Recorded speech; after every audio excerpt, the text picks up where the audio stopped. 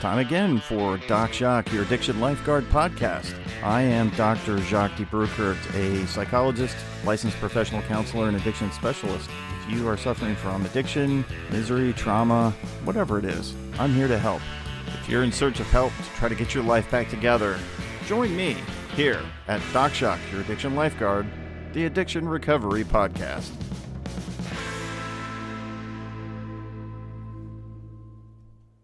I wanted to be real clear about what this podcast is intended for. It is intended for entertainment and informational purposes, but not considered help. If you actually need real help and you're in need of help, please seek that out. If you're in dire need of help, you can go to your nearest emergency room, or you can check into a rehab center or call a counselor like me and talk about your problems and work through them. But don't rely on a podcast to be that form of help. It's not. It's just a podcast.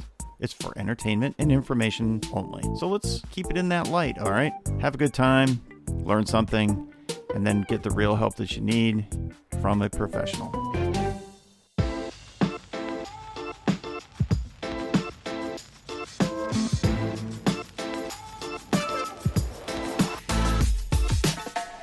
Hello again, this is Doc Jacques, and I wanted to speak to you about what happens when you get to the end of your rope. You're at the end of what you feel like you can take. So if you're listening to this, and you've picked this topic based on the title of the podcast, you're probably exhausted, not just tired. You've gotten to the point where you're exhausted. We use and we get high because we think that's the answer to the things. And it certainly is like an action step you're taking to deal with your problems. Absolutely. But now it's just exhausting. And everything you're doing is exhausting because nothing's working. If it was working, you probably wouldn't be listening to this podcast, but you also wouldn't be concerned about getting high or drunk or whatever it is you're doing.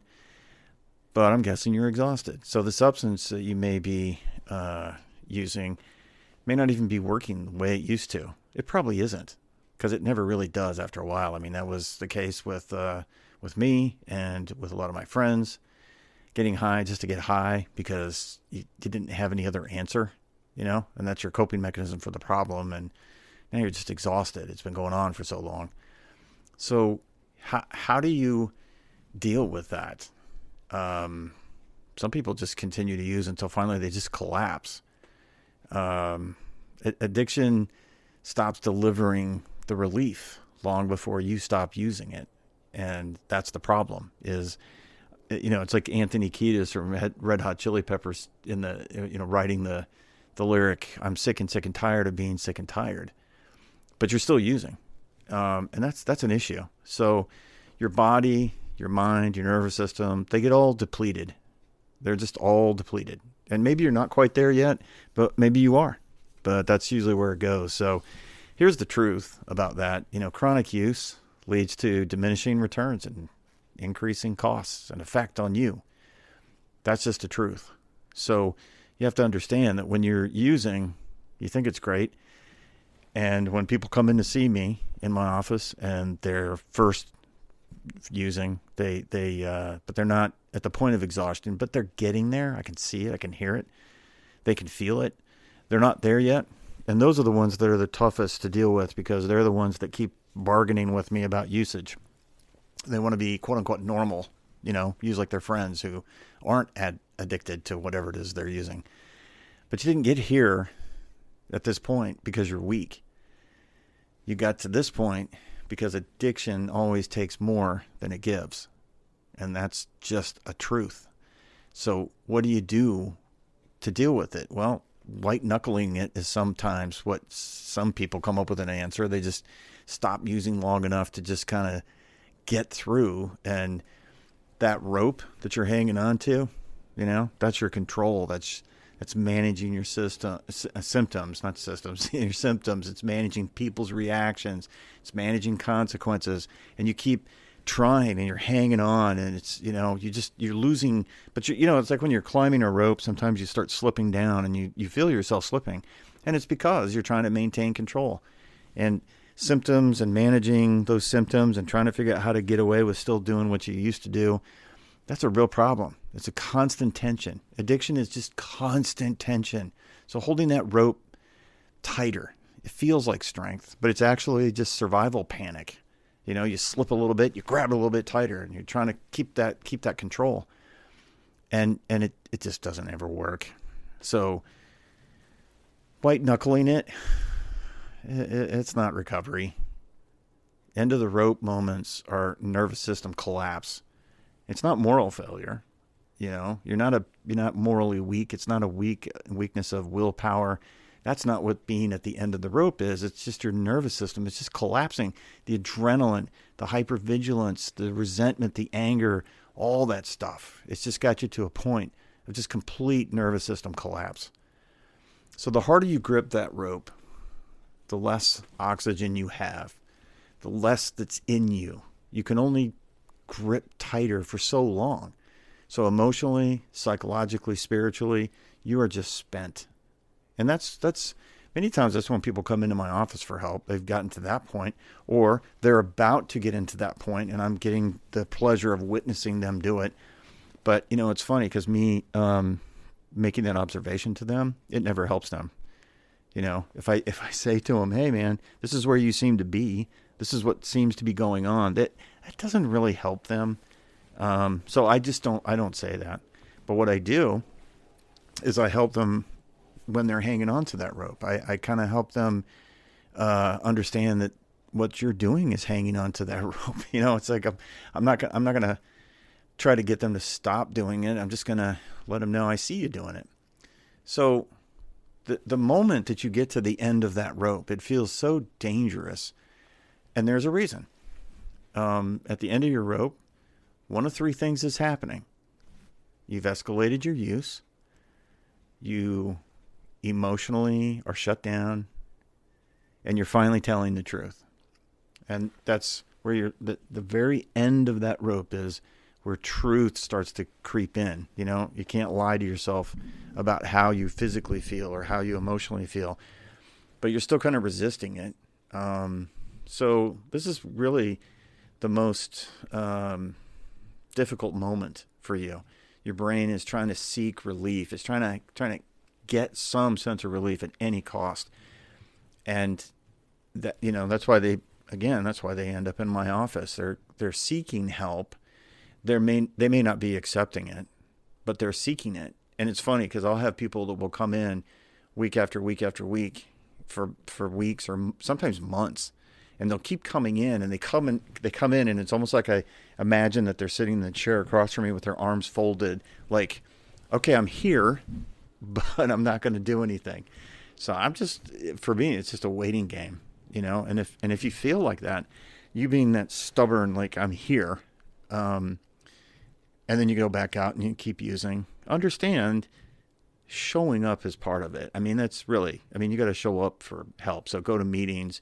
Go to a counselor. You really need to go to a counselor. That's very helpful to find somebody who is an addiction counselor, somebody who has that specialization, because they're not going to try to force you into anything. They're going to just sit and wait for you. You got to come to meet them. They're not going to try to chase after you. Some therapists who are not trained in addiction would start to get worked up in that and think that I must help my client, and they start chasing. And unfortunately, that's the game that addicts play. So they're very, very good at the chase game.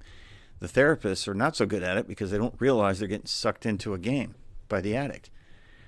And if you're trying to work on recovery at this point, that's when you're most vulnerable for relapse, because the moment that you're at the end of your rope, physically, spiritually, emotionally, you're very vulnerable for relapse, because the pressure of that and the feeling of that feels horrible.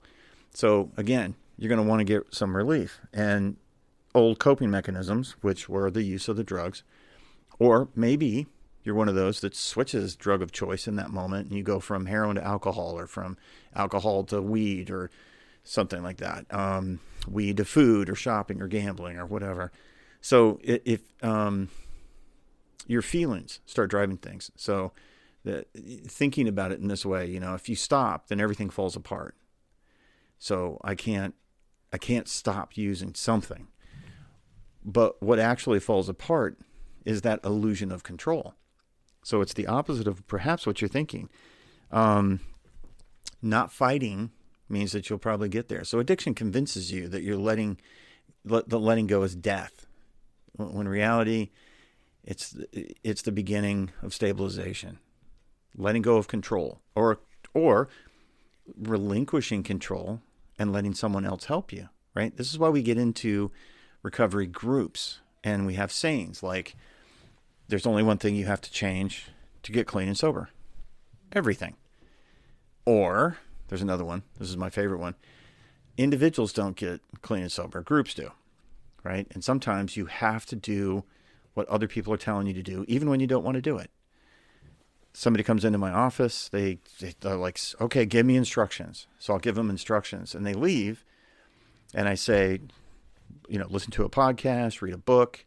I definitely want you to go to at least 2 meetings this week. I don't care if you do them online or you do them in person. I would prefer in person, but whatever. Like 2 meetings, listen to a podcast, and they leave. And they come back the next week, and I say, so, how'd it go? And they just kind of start talking, and I go, well, wait a minute. Did you do the homework? And they look at me like they don't remember. They do, because they were afraid I was going to ask. And they're afraid that I would remember. And of course I remember. And I say, did you go to 2 meetings? Well, my work and I had this thing and, I was not feeling well. Okay, so you didn't do that. Okay, so did you listen to a podcast? Well, I thought about it, but I was, super busy. And so they don't follow instructions. I'm patient. I'll wait. They'll eventually get to it. So that's part of it. So if you're trying to maintain control, understand that when you give up control, that's when you're going to start gaining things. So addiction convinces you that letting go is death, when in reality, it's not. You start stabilizing. Let other people help you. So what I see when someone is clinically, when someone is done, shame, resentment, fear, sadness, they kind of creep in. So the authority that you have, common statements from addicts at this stage are kind of like, I can't do this anymore. I don't even know why I'm using. I'm tired of disappointing everybody. I'm tired of being tired. They're kind of at that surrender point, end of the rope, right? So what that means is that there's this first moment of clarity. Like you can see the chaos and the damage that it's doing to you. You're starting to see it. And the nervous system is signaling that overload, right? Because you're feeling it. Before that, perhaps you thought you were kind of doing okay. You the illusion of doing okay. I was like, no, I'm fine. It's the classic dumpster fire. The dumpster is on fire. And it's like, no, it's okay. I'm okay. It's like, no, you're not. And you're starting to realize that.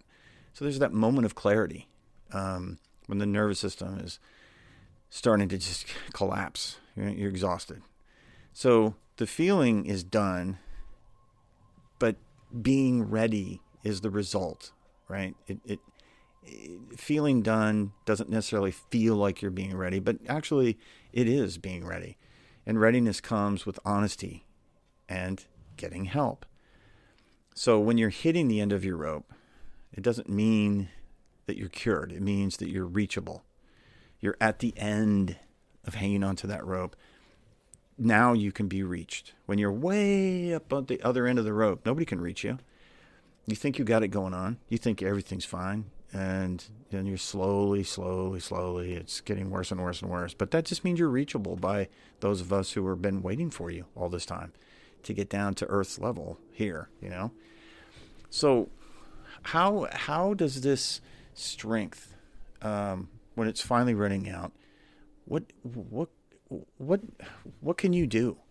If you're a Christian, there's a scriptural reference that kind of is very relevant, and it's in Matthew. Come to me, all who are weary and burdened, and I will give you rest. This is the idea of like You come to me, lay it at my feet, lay that problem at my feet. It's funny. There's no request for willpower coming from God. He asks for surrender and truth.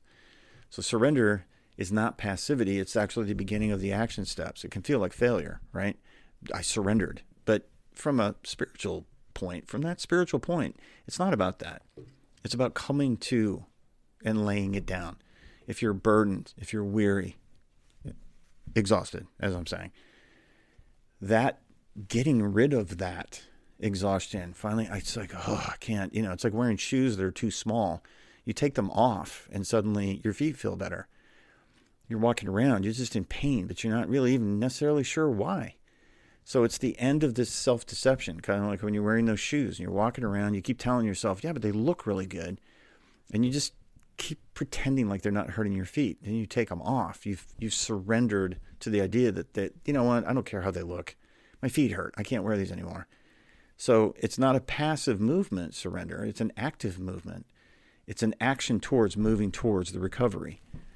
And so when you do that, grace shows up when pretending stops. So the idea of coming to Him when you're weary and burdened and you can't do it anymore. And that's where you start to get that rest. So you're at the end of your rope. Congratulations. What do you not do when you're at the end of the rope? What are you not supposed to do when you get there? So, making promises you can't keep. Oh, I'm never going to do this again. Yeah, well, you know what? All likelihood, statistically, you're going to. You're going to have multiple accidents when you actually start working on recovery. Sometimes when you stop using your chemical of choice, the feeling of shame starts to kick in because you realize that you've been doing all these things that are a problem for other people. Maybe you've caused a lot of chaos. You've been the tornado that blew into town and destroyed a bunch of buildings, relationships or work or, whatever. So that shame, it can keep you in its grip of needing to isolate and disappear. And that's what happens. It's a regular thing for me. When I'm dealing with clients, I'll be working with a client for 6 months or whatever. And they call and they say, I got to work. So I need to cancel my session this week. And I'm like, okay, do you want to reschedule it? No, I'll just catch you next week. I'm like, okay. And I'm waiting. And second call comes the next week. Hey, I'm not feeling well. Can I cancel again? Sorry. And I'm like, okay, well, how about this? Our appointment's for Tuesday. So why don't we reschedule for Friday? Yeah. I would, but, I got to work late. So I can't. Okay. All right. When that happens, I already know I'm going to get the third call on the third week. And the third call is going to be, hey, yeah, I can't make it. And, it's been a few weeks and I think I need to take a break. And I'm like, okay, here we go. So sometimes I'll just ask them like, so how much have you been using or how long, when did you start drinking again? And sometimes I don't, but I mean, I know that's what's happened. So they're going to disappear. And sometimes they'll disappear for a month or two, sometimes just a couple of weeks, but it's a familiar tune, and it's really funny because they think that, I don't know this because I've never done this before. For 24 years, I've been sitting in my office by myself, not really observing addicts and their behavior. So I know what's happening, and it's fine. It's like, hey, call me when you're ready. It's like I told you, my door's always open. That idea of saying that grand gesture, that dramatic gesture of okay, I'm done with addiction. I'm like, yeah, no, you're not actually done. Again, you're going to have some accidents. You might even have a relapse or two in there. And you know what? If you do that, it's just you lying to yourself. So that's an issue. Now, the other one that happens quite frequently, interestingly, especially more with drugs and alcohol, I find, and I'm not sure why, when you're replacing the substances with relationships, and all of a sudden there's this pursuit for a relationship, all of a sudden happens. And it's like you're getting sidetracked. And I'll try to tell people, hey man, you're sidetracking yourself by getting involved in this. Why are you chasing girls? Why are you chasing guys? What's going on here? I know what's going on. I'm just asking them if they know. And they're like, oh no, I think it's time, And I'm like, you know what? Listen, it's a year or two after you're really sober before you can even think about a relationship. And no, that's what and again, that happens. And then a lot of times they start to isolate and then they disappear for a while and they come back and they're like, or the other one, if it's not relationships, it's adrenaline stuff. So they start, these high risk things, whatever it is, some sport or motorcycles or cars or, whatever. And it's always an adrenaline push because they need that dopamine hit. And so they're substituting the adrenaline rush for the dopamine hit they got from thinking about or using their drug of choice. So the moment when you're at the end of your rope, that moment requires containment, not chaos. And by containment, I mean containing yourself, not isolating, not disappearing, not being dramatic, not losing yourself in relationships or any of those other things, but just containment of self. Like just calm down. Like let's just go to meetings. Let's just work on self, right? But many times they'll start creating chaos. And that makes them feel like they're doing something when they're not. So desperation without guidance, right into relapse. It turns into relapse, Don't be desperate. Don't feel desperate. What do you do instead? It's pretty simple. Tell the truth to a safe professional, a therapist, preferably. Treatment provider, go to rehab or something, right? But tell the truth to somebody who's not going to be reactive to it. Stop negotiating with the substance. Just one more, or just no more cutting back plans. That's here. Let's do that. Like I'm gonna go down to like I'm only gonna drink on the weekends, or I'm only gonna get. I got a client or two that'll say I'm only gonna get. I'm only gonna use weed on the weekends, never during the week. All right, you're negotiating with a fool yourself because that's not cutting back and it's not going to work. It's just exhaustion that's telling you that you got to do something, right? But you don't want to give up your drug of choice. Accept structure before motivation. Accepting structure before motivation is a problem. Treatment works before hope returns. And if you're not really motivated, the saying that I have is people they start working on abstaining, but they think that's recovery, and it's not. You got to abstain to work on recovery. So you don't recover by feeling ready. You recover because you're getting honest. Understand the truth, and the truth will set you free. So you are in need of that. So you're not the rescuer right now. You are the swimmer in distress. So saving other people or getting involved in that kind of stuff is bad. Going to meetings and then getting overly involved in other people's stuff. So letting go of the rope means that it allows you to rely on professionals. It allows you to be accountable. It allows you to formulate structure that somebody else is giving you. So being rescued is not a solo activity. You don't rescue yourself. You ask for rescue. Being rescued also, might I stress, is not failure. It's wisdom. This is an old Clint Eastwood movie, the Dirty Harry series, and he has this line. He's like, a man's got to know his limitations. And he does. Strong people accept help before they disappear, before they drown. Weak people keep trying to do it themselves. So letting go is a strength. It's not a weakness. So if you are at the end of your rope, stay there. Don't start trying to climb back up and take control. Just stay there. So don't make that moment louder than it needs to be, worse than it needs to be. This is when you're going to reach out. Please reach out for help. Go see somebody. Go talk to somebody who's a professional who can help you. Get an assessment. And, a lot of times people have these co-occurring mental health disorders that they don't even realize have been taking place. They're depressed. They have bipolar disorder. They got really bad anxiety. Maybe they got PTSD. Maybe you've got, I don't know what, but like figure that out too, right? And stop pretending. Stop pretending that you're doing something by, grasping for control, clinging to that rope. It's like, I'm not really a problem. This is, it's your problem. It's not my problem. You know what? That's magical thinking.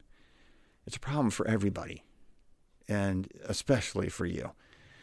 So if you're at the point where the rope ran out, it ran out for a reason. It was never meant to save you. Honesty was. The rope was the metaphor for the nonsense of control that you think you have. It's never meant to save you, but your honesty is. And again, understand the truth, and the truth will set you free. So go get some help. Surrender to recovery, just like you surrendered to addiction, and you're going to actually be much better off. And so that's this edition of Jacques Doc, your Addiction Lifeguard.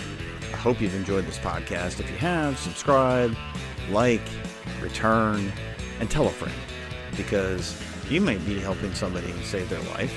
If you need further help yourself, hey, go to rehab. Go find a counselor. Get some help. You can reach out to me. I'll help you. I'll give you directions to get help. But whatever it is, there's no point in saving your addiction by ending your life, creating chaos, or destroying relationships. But whatever it is, just go get help. So this is Doc Jacques saying, see ya. Until next time on the Doc Jacques, your Addiction Lifeguard podcast.